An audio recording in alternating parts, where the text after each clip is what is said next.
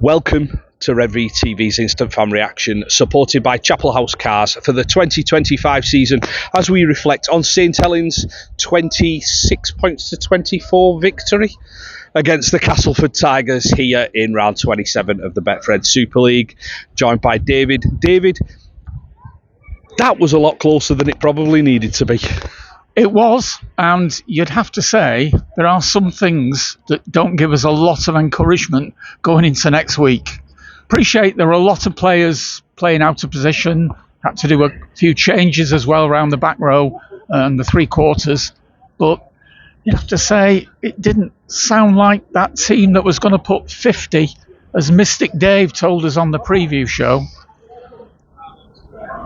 Yeah, I mean, you're right that you point to, we finished with a back five of Tristan Saylor, Dion Cross on one wing when he hasn't started over there, Moses and Bai at right centre, Jake Davis at left centre, and John Bennison on the left wing when John Bennison started at centre. There's been a lot of reshuffling, and you can go with the team as well tonight. A couple of debuts, a couple of your more industrious players, I'm going to say, left out as well, with the likes of Matt Whitley.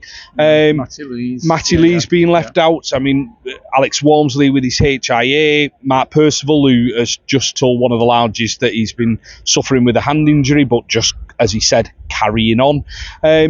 But nonetheless, it's still a team that you think we're going to go, and with Castleford capitulating last week, we're going to be more than comfortable. Yeah, I mean, they played without any fear tonight. Yes. And obviously, the best try of the night was Liam Holmes, which I'm delighted to say the West Terrace applauded.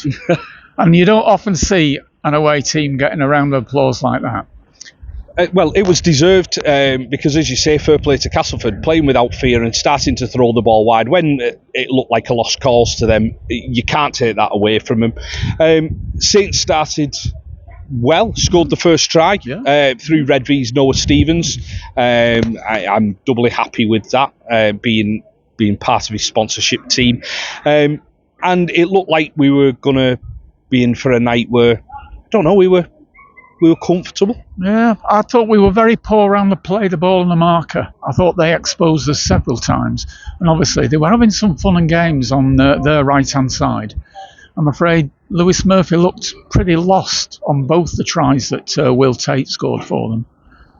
Quite disappointing, really. I mean, I know he's just come back into the side, but it did look like he wasn't really familiar with the defensive lineup at all. And it looks like it's an expensive evening because he went off after 29 minutes. We also lost Kyle Felt in the second half, meaning that John Bennison, who's got his chance this week, is in with a shout for a shirt next week as well. I suspect he is, and certainly I think the crowd definitely warmed to the fact that he scored that try. He does give you everything, John Bennison. I don't think he's quite up there with the standard that we really should be seeing in this club, but he's never let us down. I think we've always said he's a good squad player, and you know what? It was heartening to see the reaction that he got for his try. The fact that he does work hard, and I don't think that's ever in doubt. His attitude is first rate. The other night at the sponsors do, that was, well, I say sponsors do, end of season awards to give it its proper title. You just heard the accolades from his peers, that he is someone who gives you everything. Just to move on, the spine that we had tonight, as I said in the show in midweek, with more spines than a medieval graveyard. I stole that from the YouTube comments. I'm not that clever. Once again, we change it again. Johnny Lomax comes in at 7 and Moses and Bai moves to 9. Good move, bad move, happy with it? Because I'm just going to point out that Johnny Lomax puts 2 kicks in for Kyle Felt, 2 tries, little bit of variation. Well, that's true. But like you, I'm a big Johnny Lomax fan. But tonight I felt every time he was just choosing the wrong player to pass to. And it's disappointing to see somebody who has been a fantastic player for Saints just off the game, I thought. Defensively, again, he put in a great shift. But we need a little bit more from him. Okay. Moving on to the debuts that we had tonight. Shane Wright getting a start, and he actually got the sponsors of the game man of the match. I thought he went really solid. Thoughts on him? I presume they chose him because of the colour of his boots, because anybody playing in pale green boots, well, he's too big for us to criticise that. I think there were some things that we can definitely say we should be grateful for. So definitely one of them is not having to watch the highlights reel of us beating West Hull amateurs before the games, because that has been a real low light for me all the way through the season. Fancy wallowing in the fact that we beat an amateur side. It's just been, I think that's been poor. You're making me look positive here. Yeah, well, yeah. Jack was better for having that game again. You know, he got his hands on the ball a lot. Sometimes things didn't come off for him, but I don't mind people trying things. I think Saylor looked sharp every time he got the ball. He did look almost attacking player.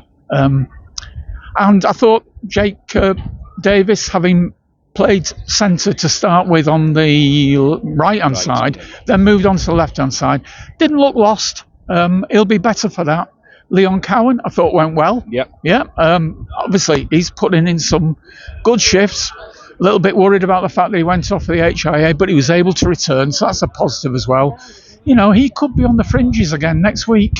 He could be on the fringes. Yeah, he looks like a good, honest pro, doesn't it? Yeah. And on about effort, again, I know we call him Redvee's Noah Stevens. The chase back when Castleford went through. Indeed. I mean, in a nothing game where the result doesn't matter, we're not going to learn too much from your combinations out there.